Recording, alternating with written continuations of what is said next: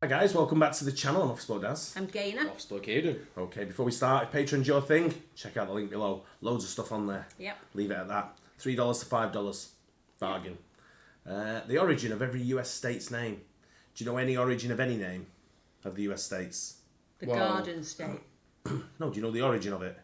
No. It's called New Jersey. Yeah. It's not called the Garden States. It's like... Well, the only thing I could think is like New York came from New Amsterdam at first, and then it went to New York because That's the city, not the state. Yeah, true. But the state's called the same. Yeah, but I think New York was named after the Duke of York. Yeah, as opposed to York, not the place. city. Yeah, as opposed to the place of York. Because we saw a video on that, I'm sure. Yeah, we did. Because I think I said at the time you don't want to be associated with the Duke of York now. Yeah. With all the shenanigans that guy's getting up to. Yep. You know, but let's have a look at this. Yeah, the origin of every US state's name. One video, 50 state names to explain. Let's just get cracking, shall we? And I'm going to ease myself in a bit here by beginning with New York. Although it's not actually directly named after the city in England where I used to live, it's named after James Stuart, the Duke of York, who eventually went on to become King James II. What's the origin of York, though? Well, the Romans called the place Eboracum, inspired by an existing Celtic name for the area, meaning place of the yew tree. When the Anglo-Saxons came along, they put their own little spin on Eboracum and called it Jorvorvik, which translates as village of the boar. And then the Vikings named the place Jorvik, from which we get York. If you want to know what the Vikings might have called New York, check out the Icelandic name for the place. Homesickness is behind the name of New Hampshire, which is of course named for the English county of Hampshire. The Anglo-Saxons, Hampshire was Hamtunskir, which appears to mean village, town, county. See that skier at the end? That becomes our word shire, and also gives us the start of the word sheriff. The shire reeve was a district official.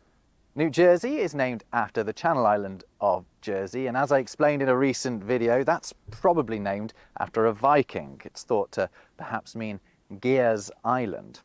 Oh, and here's a good one. Did you know that New Mexico was called New Mexico before Mexico was called Mexico? It is true, the Spanish came up with the name Nuevo Mexico in the 1500s, and they were naming it after a region around present-day Mexico City. Mexico, in turn, comes from this word for the area. New York, New Hampshire, New Jersey, New Mexico. What isn't new is the practice among colonists of naming the lands they come across after places they already know, even when the places they've arrived in already have long-established names that were given to them by the locals. A large proportion of this video is of course going to centre around Native American names. The names of more than half the states, so at the very least inspired by words from indigenous. We watched that on another video, didn't we? About how a lot of the states' names were come from Native American. Yeah. I can't remember which ones, but I think it was one like Iowa and places like that were named after certain things. Yeah. Let's see which ones he's talking about.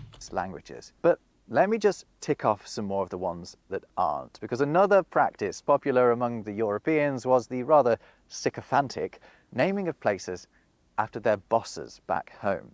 Georgia, for example, is named after Britain's King George II, who granted the charter for its formation in 1732.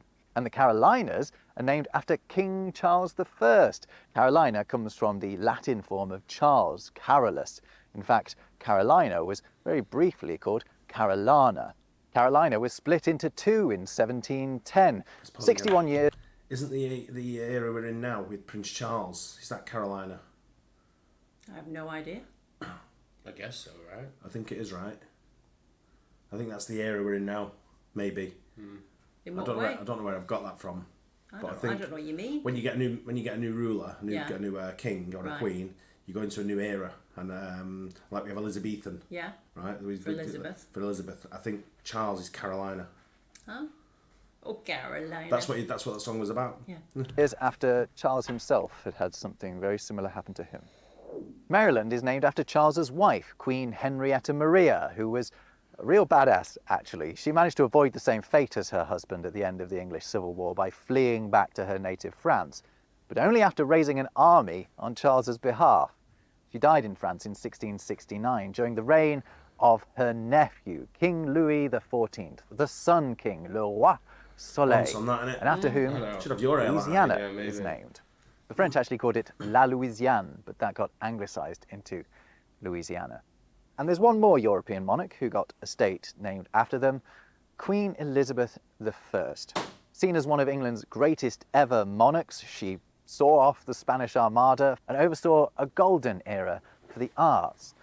And yet, it's the fact that she was a virgin that was immortalised in the name of the state of Virginia. I'm sure she was thrilled, and I bet she's even more thrilled to know that there are now two like this states guy. named after her. You know, friends of Elizabeth I claim she could speak as many as 9 languages. There's probably an exaggeration, but at the very least we know that she was a master of French, Italian and Latin because we have documents and translations that she wrote. But nowadays, she could have just used Type AI. Type AI is an iOS keyboard extension app by ChatGPT. It allows you to copy and paste. It also does so much more than that. Struggling to get the tone, your grammar, or you could Type AI for Type AI to states named after. It's a free trial, just give it a go. Okay, back to states named after people. And Washington is the only one named for a US president. The first one, George Washington, of course. Pennsylvania is named after a person too. It was named by a fella called William Penn, who was granted the land. But he didn't name it after himself. He named it after his dad, who also happened to be called William Penn. Convenient. William Jr. originally wanted to just call it Sylvania, from the Latin for forest lands. Transylvania means the other side of the forest. In the end, he combined the two ideas. Delaware is named after the Englishman Thomas West, Baron de la Warr. He was a governor in Virginia, although his family were actually from Hampshire, the old one. De la Warr is thought to just be the Anglo-Norman for of the war. A bay was named after him first, then a river, then a state. The name's also been adopted by the Lenape tribe, who tell an amusing story about why that is. Hit pause if you want to read the whole thing, but basically they got sick of the Europeans mispronouncing Lenape, so just let them call them Delaware. And this seems like the perfect point to begin our exploration of the states who take their names from words from Native American languages. But what you're going to notice as we do this is that in a lot of cases, we don't know for certain what those words mean. In some cases, we don't even know which language they're taken from. Colonists did an absolutely woeful job of keeping track of such things, a lack of regard for native languages that clearly continues to irk indigenous peoples. A personal disclaimer then, I am a British guy speaking to you from Germany. I don't speak any of the native languages that are about to crop up, so to avoid causing the sort of irritation that the Lenape described, I'm going to keep the dodgy European attempts to pronounce native words to a minimum. Let's start off in Alabama, if only for alphabetical reasons. Alabama comes from the name of a Muskogean tribe who were living in the region, although by the 1780s they'd actually migrated to modern-day East Texas, where they still are today. Over the centuries, the Europeans used the term Alabama, or variations of it, to refer to the people and the river from which the territory takes its name. There's a well-worn theory that Alabama comes from a Choctaw phrase, meaning something along the lines of thicket gatherers, but that's now thought to be unlikely. As is the idea it means, here we rest. Basically, we don't know where it comes from. Arkansas gets its name from the Quapaw people. Their tribal name, Agakpa, means downstream people, because according to tribal tradition, their ancestors went down the Mississippi River when other tribes went upstream. Anyway, the Europeans refer to them as Arkansas or Arkansas, and the state's name is just the plural form of that, but it's the French plural, and the French tend to lose interest before they reach the last letter of a word, so the final S isn't pronounced. Kansas is named after one of the tribes who, according to that same tradition, made it upstream, following the Mississippi and the Missouri. They're the Kansa, or Kaw people, who say that their name comes from a Siouan word meaning south wind, an apparent reference to their use of the power of the wind in war ceremonies. The state of Missouri is named after the Missouri Indians, although Missouri isn't actually what the tribe were calling themselves. Their name in their own language is Neatachi. Missouri comes from the Illinois-Miami language word for them, meaning something along the lines of the people with the dugout canoes. The French turned that into Missouri, whence Missouri. Oklahoma comes Yeah. from the Choctaw words. I don't know about you, I can listen to this all day. Like things like historians when they talk about different things, and like people like this guy. This guy speaks really well. Yeah, he does. He's one of these. He's not like.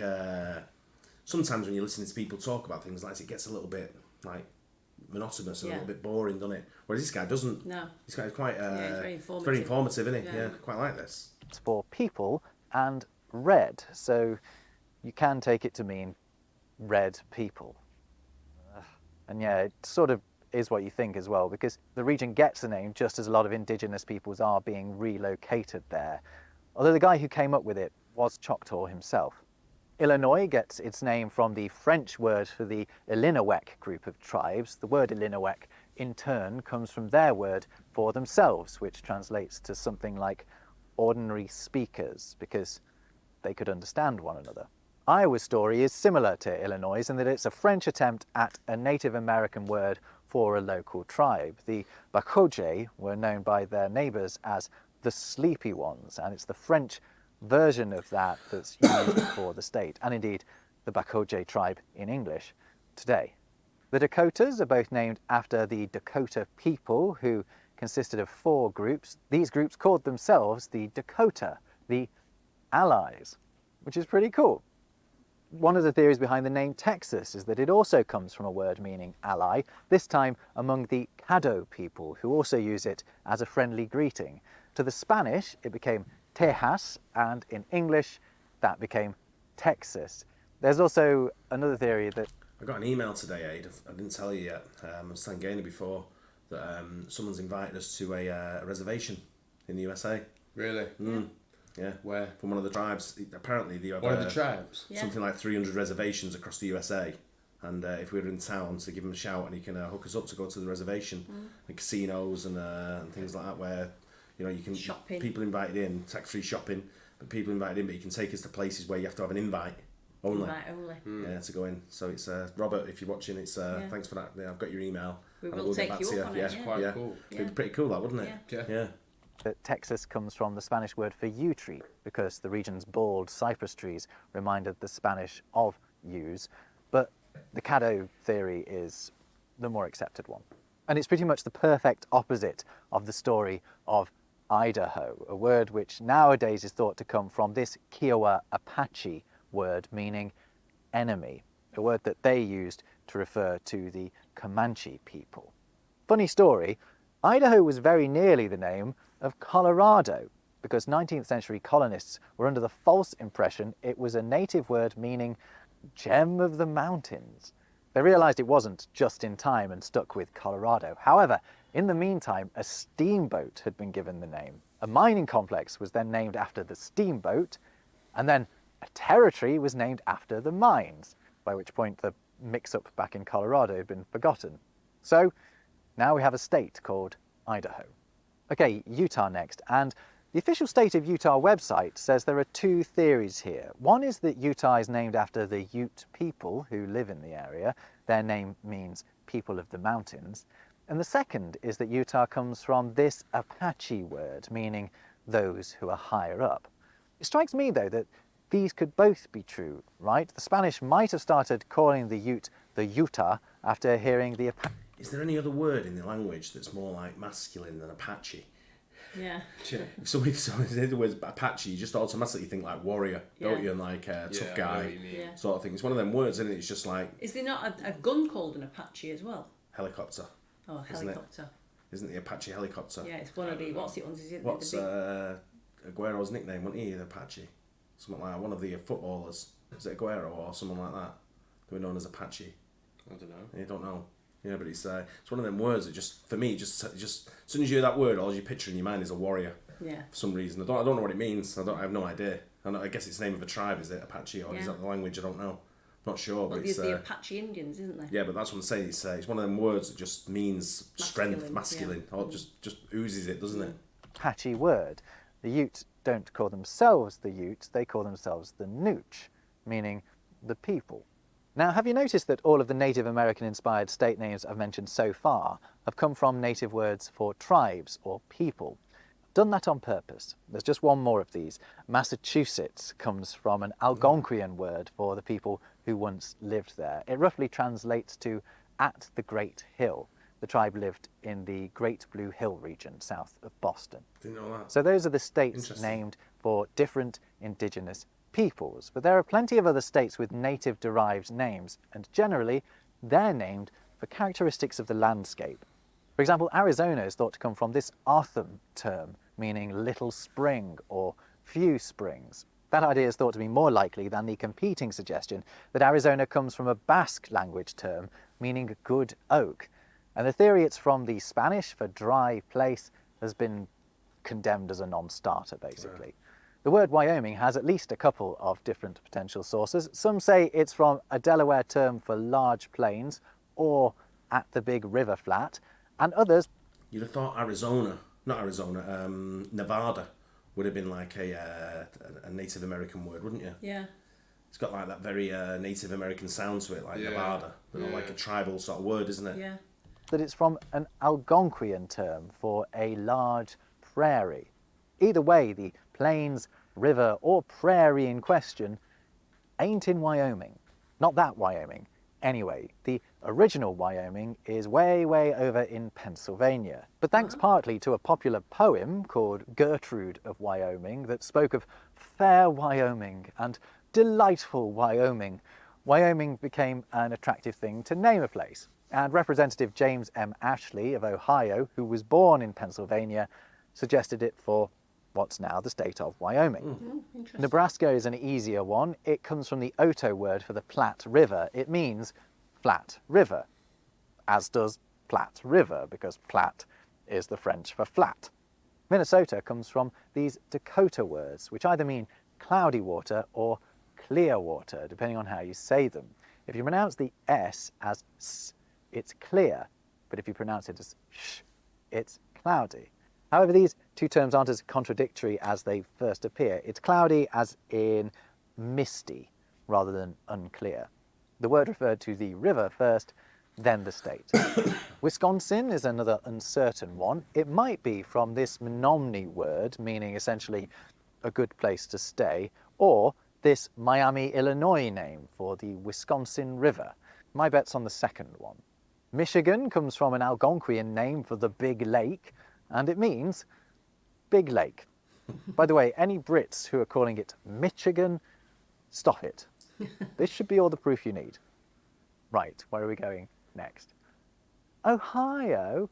Ohio is another disputed one, actually, but it may very well come from an Iroquoian word, meaning Great River. Therefore, Ohio River means Great River River.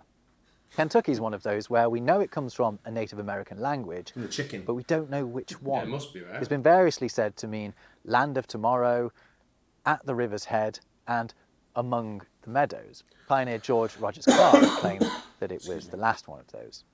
Next door, Tennessee's name is a little more straightforward. It comes from the Cherokee name for a village along what's now the Little Tennessee River. Precisely what the word meant, though, is uncertain. Maybe bend in the river, or maybe just meeting place. The waters of the Little Tennessee River eventually reach the Mississippi, the river that gives its name to the state. The river's name in English comes from the Ojibwe word Mississippi, meaning, well, have a guess. Yeah, big river. No one's ever been in any doubt that the Mississippi is massive. Not seen And it, Connecticut is No. also named for a river. It's thought to come from an Algonquian term meaning place of the long tide. Then again, when we drove down from New Jersey to Texas, we must have passed over the Mississippi Yeah. at some point, You right? would Would've, have wouldn't remembered you? it then. Yeah, I don't remember it. No. It's not something that's stuck in my mind, I guess. River. That silent sea in the middle of Connecticut is a strange one, by the way. It might well have just been put there by English speakers who conflated the word with the word connect. You'd be surprised how often that sort of thing happens. By Jove, I think we've done it. That's all of the states named, or at least thought to be named, after terms from Native American languages. That was loads. But there are two other states that I should quickly get You mentioned onto. Maine. Firstly, Alaska. The first reference to Alaska in English is on this map, where it's written as Alaska. That's probably because this map had been translated first from Russian into German, then German into English. The puzzling thing here, of course, is that it has Alaska down as an island, even though the word itself comes from a Russian take on the Aleut word for mainland, or more specifically, it means the object toward which the action of the sea is directed. Nowadays, the state of Alaska, of course, includes the Aleutian Islands as well. Next, let's look at Hawaii, another state that uses the name it had long before the Europeans turned up. Hawaii comes from the Hawaiian language, of course. And in Hawaiian, Hawaii just refers to the place. It doesn't have like a second meaning or anything. So that's nice and easy. Except other versions of the word do pop up in other closely related languages and dialects. And in those, it generally means homeland. For example, to New Zealand's Maori, Hawaii can be a spiritual, ancestral, or physical homeland. So Hawaii may have at some point also meant homeland. There is another theory though, and that's that the islands are named after a legendary navigator who's said to have discovered them. Both theories seem plausible to me. Right, we're doing well here, guys. Just a few more to go. So let's head back to the contiguous United States and sweep up the rest. The majority of those that remain get their names from European languages, from the languages of the colonists. Colorado comes from the Spanish for red-coloured. They gave the name to the river because of the rude, rocky silt within it. It looks pretty blue to me, though. Anyway, the state's named after the river. Montana is just from the Spanish word montaña, meaning mountain, because there are lots of mountains in the west of the state anyway. And sorry to do this to you, but ever since someone pointed out that Montana looks like it's whispering sweet nothings into Idaho's ear, I've never noticed that. I can't unsee it. Nevada is short for You the can't name now, the can you? Spanish gave to the mountain range they saw when they arrived on the west coast, the Sierra Nevada. It means snowy mountains. The Nevada bit is snowy. The weird thing is, of course, that the Sierra Nevada are for the most part in California. So where does California get its name from? Well, Spanish explorers named the area after a mythical land they'd read about in a 16th century novel. California was an island of Amazonian women ruled by a queen called Califre. At the time, Spain was heavily influenced by Arab culture, having spent centuries under the rule of the Umayyad Muslims. So the book's author is thought to have taken his inspiration for the queen's name from the Arabic word Khalif, meaning successor to the Prophet Muhammad. The words California and Caliphate are related. One last Spanish one to do. I did know that. That's why all the kids, all the boys in Called Khalifa. called Khalifa. Yeah. Well, we lived in Khalifa City, didn't we? Yeah. The Caliphate City. And that's Florida. The Sunshine State should really be the flowery one. named after Florida, Florida is wasn't from the Spanish for flowery or florid. It's thought it was named after the Spanish Easter feast of Pascua, Florida, flowery Easter. Either the feast was taking place around the time the Spanish explorers arrived there, or they saw a load of flowers there and thought it would just be a nice thing to call it. Ah. Indiana doesn't take much decoding. It means land of the Indians and was chosen by the English, who named the territory after the people who originally occupied it. Maine, however, is a little trickier. It might have got its name from the fact that English mariners were calling it Maine, as in mainland. And You might not know this. I'm going to tell you something that's important. Maine Road was named after Maine. Really? The Why? state of Maine. I can't remember the reason behind it, but Maine Road was named after the state of Maine. For those that don't know, Maine Road is where Manchester City used to play before the Etihad Stadium. That was the name of the stadium, was Maine Road. But it was named after the state of Maine. Interesting. It's quite interesting. Someone just tell you that, or did you? I read it ages ago somewhere, a long time ago, and it stuck with me. That's why before he said he didn't mention Maine, I was going to see if it mentioned anything that's of significance that might link them together. Yeah. as opposed to the islands they would fish around. It might also be named after somewhere else. We've seen that the Europeans had a habit of doing that, perhaps somewhere in England with Maine in the name, or even Mayenne in France. Let's stay in New England and head to Vermont. Now, this one I just don't get. The story goes that this comes from the French for green mountain, Vermont. But that strikes me as weird because the French for green mountain is actually Mont Vert. There is a theory that Vermont was nicknamed Green Mountain in English first, and that was then translated in a rather clumsy way into French to give it that little bit of extra Gallic flair. That would at least explain the dodgy word order. Right, I count 4. When we went to Vermont, we found a mountain called Ball Mountain. Ball Mountain, Yeah, didn't we? really? Yeah. So you got Ball State and Ball Mountain. Yeah. Interesting. But the sports company's Ball, innit? Don't they make it in the stadium? Ball Stadium, Ball Arena. Yeah, In Denver. yeah. Interesting. 48 states so far, just 2 left. And I'm grouping these together in their own little pot, labelled simply, dunno. Oregon's origins are a mystery. Maybe it's named after a plant, maybe it comes from a rather insulting name for the locals, maybe it's from the Spanish for gently falling waters. Nobody knows for sure. All we do know is that the Columbia River used to be called the Oregon River, and the state is named after that. And Rhode Island's roots are also a mystery, although there are a couple of nice theories. One is that it comes from this Dutch description of a little reddish island, referring to Aquidneck Island. Another is that it's simply named after the Greek island of Rhodes, because the Europeans thought one of the islands looked a bit like Rhodes. Either way, it seems at the very least the spelling of Rhode Island is inspired by that beautiful Mediterranean isle. Yeah. Okay, that's it. 1 video, 50 state names explained, as promised. If we've made it this far together, perhaps you'd like to show your appreciation by hitting subscribe and by watching.